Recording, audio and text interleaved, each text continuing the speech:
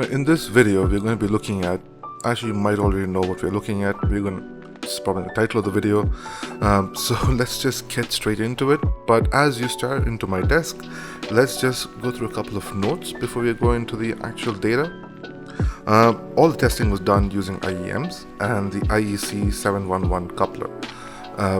The reason for this is the IEC711 coupler is very well known. It's quite familiar. It isn't calibrated, and for this testing, I really don't care if it's calibrated or not, because it's going to be the same coupler for all the tests. It's not like I'm taking my measurements and comparing with measurements taken on a different coupler. And the second thing is, while we are looking at frequency response changes, these are not the only changes various chains can bring into your listening experience.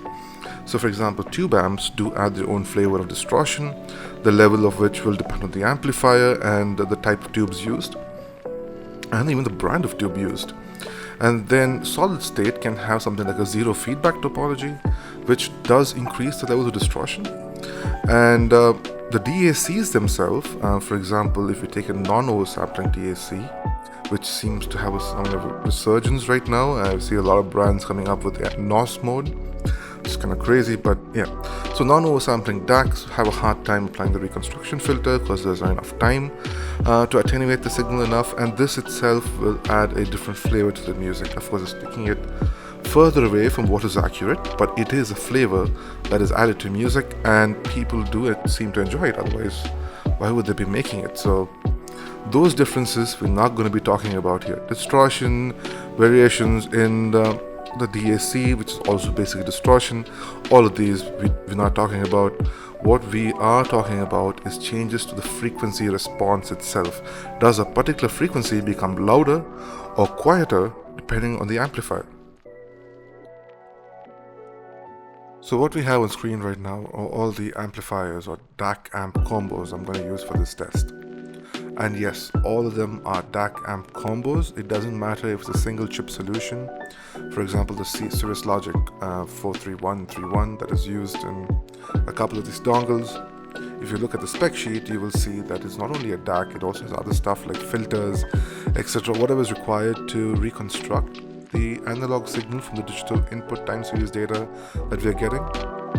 The next part is to amplify the signal, because you can't just directly connect your IEMs to the voltage output at the DAC, because then the voltage will collapse. So you need something to hold up the voltage. So there will be an amplification section, and so basically they usually have one low impedance voltage output, which will be to directly power low power devices like IEMs. They'll also have an high impedance output for line level signal output. But yeah, so you can have a single chip solution, or you can have a chip with a single chip plus a separate amplification section. It really doesn't matter. These are all DAC amps. So in the center we see a bunch of dongles, and starting from the left, it's the Apple dongle. This is the version which is sold in India, which I believe is the same as the version that's sold in Europe. It's limited to 0.5 volts. The next one is the Jade Audio JA11. Then we have something called Audiocler, which is a local Indian brand. I mean, it is a rebadge of some OEM, but yeah, this is sold locally in India. So one is called the D08, the other is called the D10. So one uses a CX31993 chip. The other uses something from Cirrus Logic. And then we have the JCali JM30, which uses a CS43131 chip. It's really hard to remember these numbers, so yeah. So it uses that chip. And the last one is the Fiio KA11 or Fiio Jade Audio K11. That uses the same chip as the JCali, but it uses a separate amplification section in the form of an op-amp. So as we move to the back, you can see two black boxes. The one at the bottom is the SMSL D300 DAC, which is what is going to power the two separate amplifiers we have in this test. So on top of the DAC, you see the drop THX AAA1 amplifier. This is a AAA topology amplifier. What it means is basically a really high feedback voltage amplifier topology. The whole point of this is to keep distortion really low, which it does, and it also keeps noise levels really low. End of the day, it's still an op-amp based amplifier, just one with this really high levels of voltage feedback. So I think it's going to be a good amplifier to have in this test for reference. And then on the left we have the MHA200 tube amplifier from Macintosh. This is also not going to be very similar to a lot of the tube amps in the market, even when you compare them to other transformer coupled tube amps. So you have OTLs and transformer coupled ones. For IEMs you really need a transformer coupled one. The Macintosh is again a very high feedback design to keep distortion low, and it also has a really high damping factor. Macintosh rates it at greater than 150, which is quite a lot for a tube amp. So that's also going to be in the mix today. So it's going to be interesting to see how each of these measure. Now we go ahead and select some IEMs for this test. The first one is the 02. So this one I chose because it has a rather stable impedance response across the frequency range.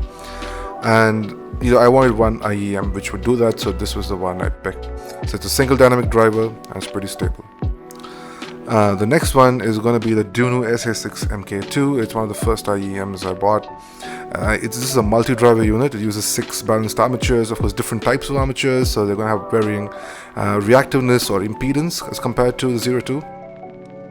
And that's what we want. We want to see what happens when we put in a driver with more impedance variations into the mix and see how the frequency response changes by amp. Okay, so now we have our first set of measurements. So this is for the 02, and the software you're seeing is REW or Rev. And yeah, so connected the 02 to the coupler and took some measurements. I'm not going to go through these measurements in detail because the 02 as expected showed absolutely no difference. You can see all the measurements are on right now. On the left you can see all of them are turned on or switched on. I'm not saying it was turned on, but switched on, and the actual word is enabled. All the measurements are enabled, and you see how the all SPL view on top. You can see the all SPL view is selected, and the lines almost perfectly overlay each other, with the tube amps showing some minor variance in bass roll-off. The reason I'm just going through this is because these squiggly lines are going to be really hard for you to see on a small screen, so you need to go to a bigger screen and open it up and check what exactly is going on there. So I left this one there, so in case you're interested, but we'll focus more on the more interesting measurements we took. But the 02 really sounds the same irrespective of the source. Now if you don't believe it sounds the same, you can at least believe that it measures the same. It really doesn't matter what the source is. There are some divergence in the line, the really high frequencies and the really low frequencies, particularly with the tube amp, but nothing to really take up and get up and take notice. You're not going to do that. Alright, so now we have the SA6 MK2 on the screen. So before I start going to the measurement itself, so you see the first measurement I have here is the Apple dongle. The last measurement is also the Apple dongle. This kind of serves as a control for me, just to make sure nothing has moved in the coupler, and if it has, then all the readings in between these would have been worthless. So as a control, what we're looking at is 2 lines which are pretty much perfectly overlaying each other with some minor variations which we can chalk up to run variations, and this is really not enough to notice anything different here.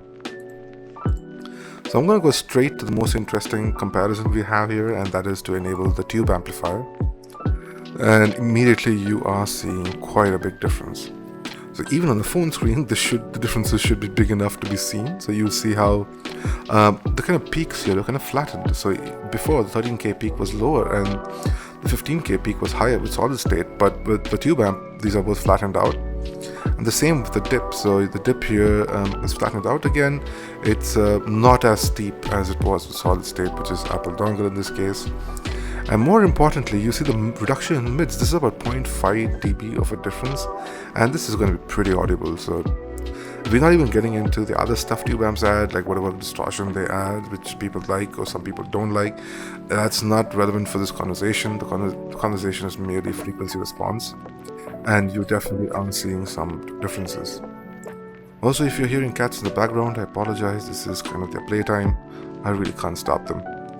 So what I'm going to do now is disable the D300 or the MHA 200, and then we'll just turn on all the dongles. There is minor variation between these dongles. It's not as clean an overlay as we saw with this A02, but it's really minor. In my opinion, for this particular IEM, I am not seeing enough of a difference here to really stand up and take notice. There are some IEMs which do exhibit differences. Some become super sibilant if you connect them to the wrong dongle, but this one is not really showing any signs of that sort. This is pretty consistent, and the THX AAA one again is not showing any real major differences. Some minor roll off here, but it is indeed minor. It's not big enough to notice. We could go through a lot more IEMs and try to get more measurements. Like I said, some IEMs do exhibit enough of a difference to be audible. So if you're disappointed at this point that only the tube amplifiers show a difference, don't worry, I've got these three out now. So what we have right now are two digital audio players which also double up as DAC amps. So you connect them to your computer or any other source, could be a phone, whatever it is, and they will work as a DAC and amplifier. And so what we have is a Sony ZX707 on the left. Then in the middle we have the Tempotec V6, which is also a digital audio player, and then the last one is the BTR7. This is an interesting one because it uses THX AAA modules, but it is not a super low output impedance amplifier. It has quite a lot of output impedance, and this is important because the output impedance part will factor in, and what it will also factor in is probably the topology of the amp itself. The Sony uses what Sony calls as a zero feedback topology, which is kind of crazy. I mean, they're saying there's no voltage feedback on this amplifier, which means distortion is definitely going to be on the higher side, but this is what Sony, or rather this is how Sony describes that amp, and it probably has a lot of distortion.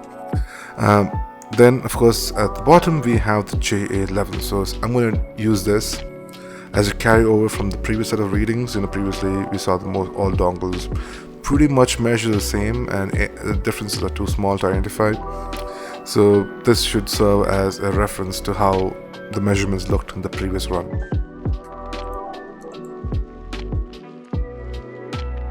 So you once again have the 02 on screen, and this time is with the new sources.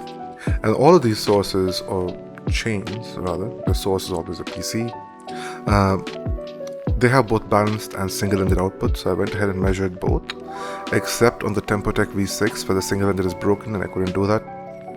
The Tempotec, of course, in this run has served as the control, so you can see the last run, or the penultimate run, because I added in the JA11 a bit after I did this run. I thought, we should have a reference to the old runs. And what you're seeing is just small run-to-run variations. There really isn't any major difference here. Most of the line pretty much overlays the previous line. So I'm going to go ahead and disable the second run and then enable the JA11. So what we're seeing is some roll-off in the high frequencies, and this is something you consistently observe no matter what IEM you use.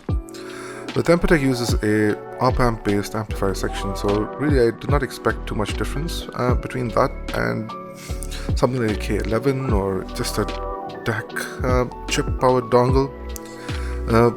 It almost like they deliberately roll off the highs. It's like it has some kind of a low pass which roll off the highs no matter what IEM you use. And this of course gives it a bit of a reputation as being a little smoother sounding, and that's probably because it rolls off the highs a little bit. So that's the difference we're seeing with the Tempotec. So I'm going to go ahead and disable this and turn on the BTR7 measurements. And the BTR7, both balanced and single-ended for this IEM perfectly overlay each other, so with the J11. So there is no real difference with the BTR7, even though they do have output impedance variances. So the single-ended is definitely lower output impedance than the balanced, which is almost double that. But even that doesn't really make any difference here because this is a pretty impedance stable IEM, so no matter what the output impedance is, the same amount of voltage is going to keep flowing, so that's fine. So there is no difference with the BTR7 on this IEM. Then we're going to go into the Sony single-ended and balanced, And now we're starting to see some major differences, right? These are big enough differences, and the balance showing quite a extensive bass roll off, and then at sub bass it kind of merges back with where the JA11 is. But so there is definitely a bass roll off as a boost in the mids. So the Sony definitely boosts the mid slightly and also boosts the higher frequency slightly. So the Sony is definitely acting very different even with an impedance stable IEM. So I guess this is the first amplifier that we've seen that's making a difference with the 02. The 02 so far has been pretty much stable no matter what source you run. The Tempotech makes a slight difference in the high frequencies, but that thing is pretty consistent across all IEMs that are tried with the Tempotech. The Sony being the only one which is deliberately designed to sound different in respect to how impedance stable an IEM is.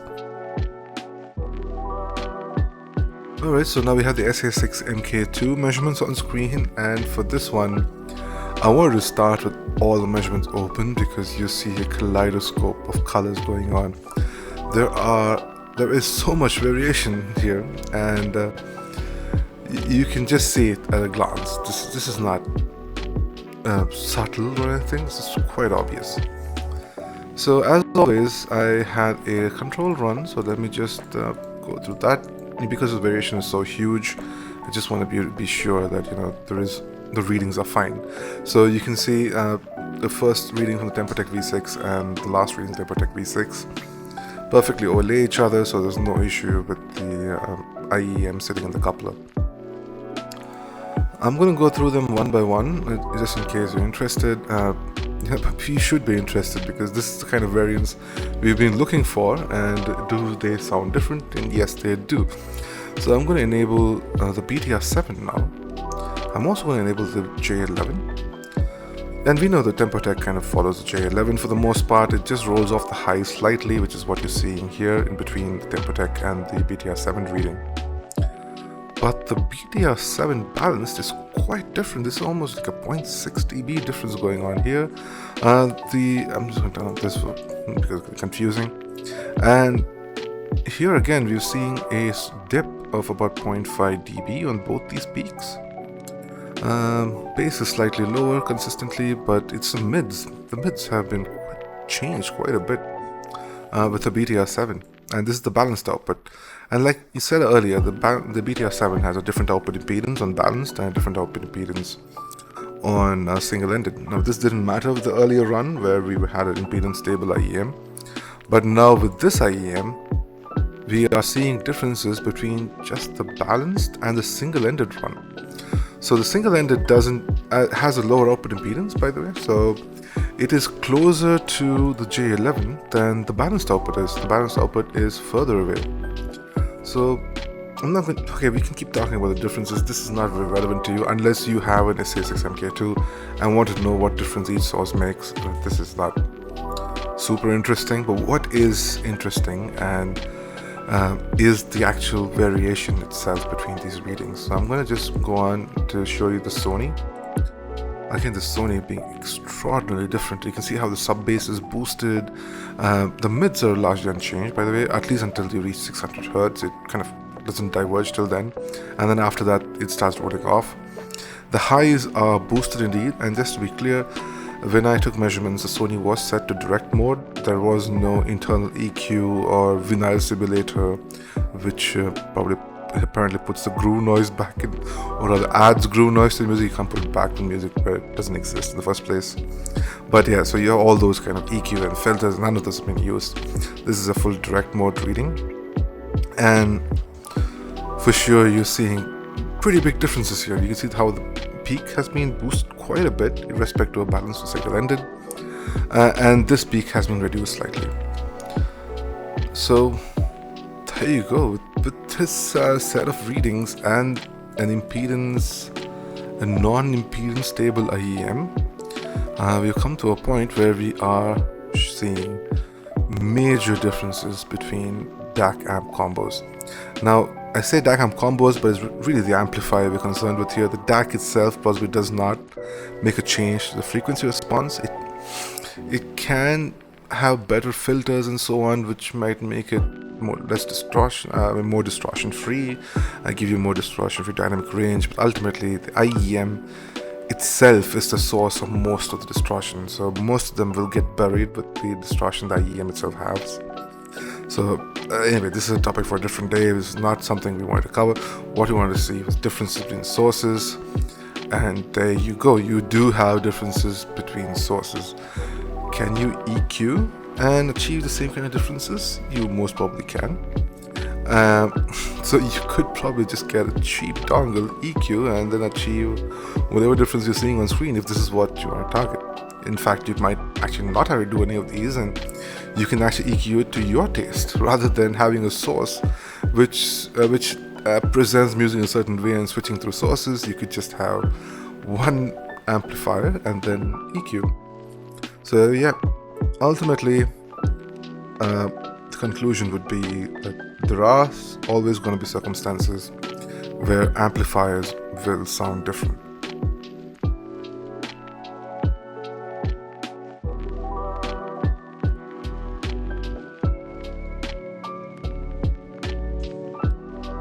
Something we were talking a lot about in the previous section of the video was equalization and how you can use EQ to achieve various things.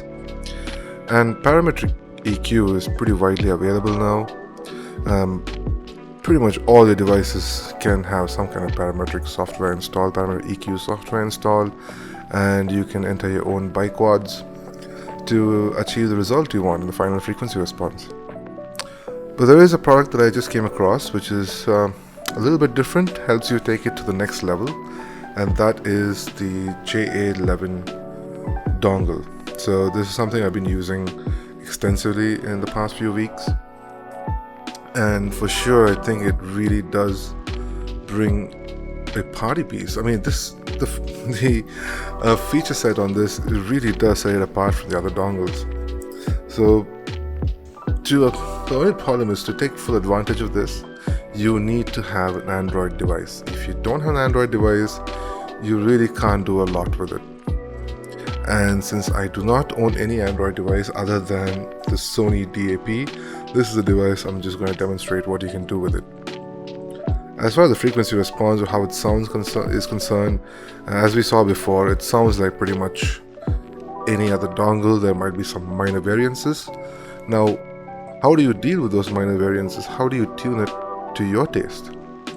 And that's what the JA11 allows you to do. You don't need any PEQ software on your device. All you need is the Fiio Control app. It's not Connect, it's Fiio Control. And once you have it connected, the next thing you're going to do is connect an IEM to it. So this is kind of how it turns on. So I'm going to connect my Protostars. I believe that's what they're called. Yeah, Night Oblivion Protostar. I don't know. Anyway, so I connected my Night Oblivion. This is Night Audio. I don't remember. Let me check again. It's Night Audio. Yeah, Night Audio. Night Oblivion is not the name of this. So once you have this connected, when IEM connected, all you need to do is go into your Fiio Control app, identify the dongle there, and then you said, now you enter the interface. On the first page, what you see is it does support a microphone. So if you do want to use a IEM with a microphone, it does support that. And more importantly, it allows you to set the device volume. Now this is a problem a lot of people have definitely be discussing online, is if you don't use exclusive mode in Android, apparently you have a volume control, but that's not the device's volume control, so you may not be able to achieve maximum volume, and it always sounds a little bit softer. So with this Fiio Control app, you can make sure you set the volume on the device to whichever level you actually want. So you can set a lower volume just to be safe. You don't want to accidentally blast your ears at max volume. So if you want to do that, you can always reduce the volume on the device. So this will directly affect the volume on the device itself. This is not Android's internal volume control. But this is one thing. This is fine. This is good. But the real party piece is this button here labeled EQ. So I press this, and we are immediately brought into the equalization page. What this device allows you to do is set PEQ by quads and then apply it directly to the device. So not this device, I'm talking about this device. So which means once it is applied, you can take this dongle, connect it to whatever you want, your laptop, your PC, your phone, whatever it is, and the EQ will carry forward. So no matter what the device is, if once you tune it to your taste, tune your IEM to your taste, it just follows you along everywhere. So what we're going to do now, I already have something applied, so you can see this small divergence of this white line here. So you're going to click on this button called custom, and then the first thing you need is to choose custom here. So this interface is unintuitive to use. It starts off with just showing voice, but yeah, and you can't really adjust anything. So you just click on voice when it shows up in the previous page, come here, click on custom, and then once you're done, go back. You go back to the EQ. Now you can set up whatever you want. I guess you click on this, and then you can move it up and down. And if you go to advanced settings, you can then set up a more detailed filter. You can set up the frequency you want to alter, what type of filter it is, a peaking filter or low Q, a low shelf or a high shelf, whatever it is you want, you can set it up here. And then you can set your gain and the Q factor. The Q factor is how narrow or how wide, how many octaves do you want this particular filter that you're applying to affect the frequency response. So you can set all this up to your taste, and once you're done, go back and then hit save. And then now you get these options. Do you want to save it to the device, or do you want to save it to the local data, or overwrite local PEQ? Now if you open the PEQ from your local device, I'm assuming you can use overwrite local PEQ. The only problem is when I tried and saved something to this device instead of here, which I'll show you in a minute, but when I do, I can't open it. I'm not sure if there's some kind of a bug, this version of the firmware and all the software, but I'm not able to save stuff to this device, multiple filters to this device. The only time you might want to do this is, of course, if you have many IEMs and you want to run a separate PEQ on each of them. So you can only store one PEQ on this device, so you can store it on your phone, whatever it is, and then you can always recover it. So you say open this PEQ file, add it here. So saving to device works fine, saving to local data also works fine. I'm just not able to open from local data. So for example, let me just go back here, let's clear out all the changes we have.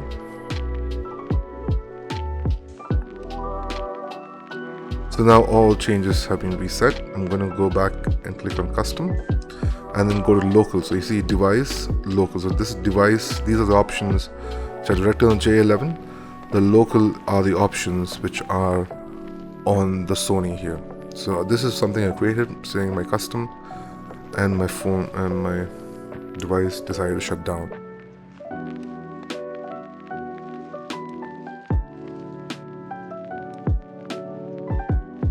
And I managed to get enough charge in it to finish up what I wanted to show you. So back to the same place. You have these options of device, local, etc. So you go to local. So this is the EQ I have, which just has a slight boost in the sub-bass department.